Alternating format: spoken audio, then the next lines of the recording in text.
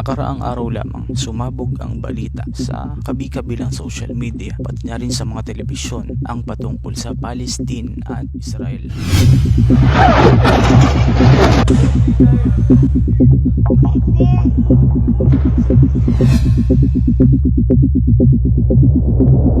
Subalit hindi lingid sa ating kaalaman, hindi lingid sa kaalaman ng lahat sa ilang dekadang pananakop, sa ilang dekadang pananakit pang-aalipusta ng mga Israeli sa Palestinian, ngayon lamang nagkaroon ng lakas ipaglaban ng mga Palestinian ang kanilang mga sarili. Ngayon, ng oras na ipaglaban nila ang kanilang sarili, sila ngayon ay nagmukhang masama sapagkat ilang taon silang nanahimik, sapagkat ilang taon silang nagtiis sa pang-aalipusta, pang-aabuso ng mga Israeli sa sarili nilang tahanan, sariling tahanan ng mga Palestinian, sariling bahay nila, sariling lupa nila, subalit inaapi sila ng higit kumulang ilang dekada doon. Ngayon na pinaglaban nila ang karapatan nilang pantao, pinaglaban nila ang sarili nilang bahay, lugar, lupa, ngayon sila ang ginagawang masama ng media o ng mga tao. Unang punto natin dito, mga minamahal na kapatid, makikita natin ngayon sobrang bias ng social media, sobrang mga negatibong insights, information lamang ang nilalabas nila patungkol sa Palestine. Kesyo ganito, kawawa ang Israel, masama ang Palestine. Lahat ng social media, yan ang makikita mo, minamahal na kapatid. Sobrang bias ni hindi man lang pinapakita ng social media o ng media ang boses ng mga Palestinian. Sobrang tahimik nila. Ngayon, ipapakita ko sa inyo ang isang halimbawa na sobrang pagkabias ng media. Hamas. Who or what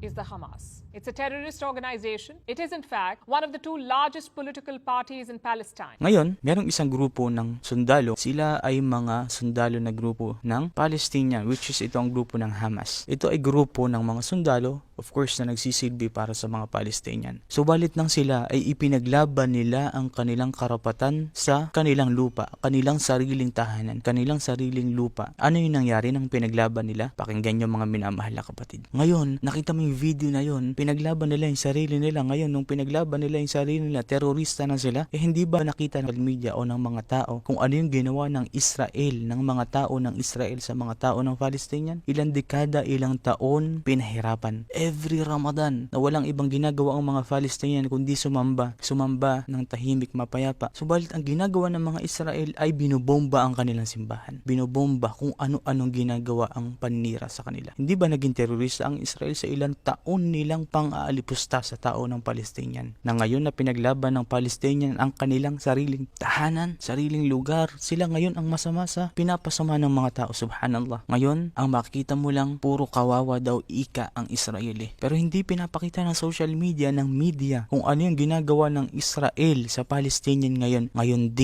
din sa mga oras na ito, simula nang sumabog ang balita na ito. At masasabi natin na kung ano man ang nangyayari ngayon sa pagitan ng Palestine at Israel, ito ay bunga ng kung ano pa mang ilang taong pagtitimpi, ilang taong pagtitiis ng mga Palestinian mula sa pang-aapi ng mga Israel sa kanila. Ilang taon sila nanahimik, ilang taon nilang pinigilan ang kanilang sarili. Ngayon, uulit-ulitin ko, nang pinaglaban nila ang kanilang sarili, pinaglaban nila ang kanilang sariling lugar, pinaglaban nila ang kanilang karapatan sa sarili nilang lupa. Ngayon, sila ang masama. Karapatan nila ito, mga minamahal na kapatid. Hindi ba pinapakita ng mga media kung ano yung ginawa ng mga Israeli sa humigit kumulang ilang taon? Mga bata, kinakawawa, kinukuha ang mga tahanan. Tuwing Ramadan, walang ginawa ang mga Muslim kundi sumamba lamang sa kanilang Panginoon, subalit binobomba ang kanilang simbahan. Hindi ba ito pinapakita ng media ngayon? Nung ang mga Palestinian inaapi ng mga Israeli, nung ang mga Palestinian ang nangangailangan ng tulong, kinakawawa ang mga tao, inaalipusta ang mga bawat tao doon. Yun yung kapayapaan sa kanila. Kapayapaan habang sinasaktan ang mga Palestinian. Ngayon, bago sumiklap ang gulo na ito, ilang taon na nahirapan ang Palestinian, ilang taon na nahirapan ang mga tao doon sa lahat ng uri ng aspetong negatibong pang-aapi ng mga Israeli. May media ba na nagsabi o nagpalabas ng bagay na ito? Wala. Subalit ngayon, uulit-ulitin ko, nang pinaglaban na ng mga Palestinian ang kanilang karapatan, pinaglaban na ng Palestinian ang kanilang sariling tahanan, lupa, sila ngayon ang masama, sila ngayon ang terorista, bagkos pinaglaban lang naman nila ang kanilang karapatan,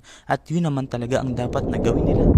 last point ko dito, mga minamahal na kapatid, ito yung gusto kong ibahagi sa lahat, na dapat ikalat natin ang mensahe na ito. Ito ay pangpabukas ng realidad sa mga mata ng ating mga kapatid, na wala silang kaalam-alam sa nangyayari ngayon sa Israel at Palestine. Ang alam lang nila ay ang Israel ay kawawa sa time na ito. Ito yung point na gusto kong sabihin. Ang Palestinian, sila, ang gusto nila ay kalayaan sa sarili nilang tahanan, kalayaan sa sarili nilang kalupaan, kalayaan na magawa ang kanilang kailangan gawin sa sarili nilang lupa. Subalit kung kapayapaan ang hangad ng mga Palestinian, meron silang kapayapaan sa kanilang puso nila, meron silang kapayapaan sa kanilang isipan. Bakit? Sapagkat meron silang pinaniniwalaan, meron silang sandigan na Diyos, at yun yung pinakamalakas na sandigan na kapayapaan, na mayroon na sila mismo ngayon ang kapayapaan. Subalit ngayon, kalayaan ang gusto ng Palestinian sa sarili nilang lupa at tahanan.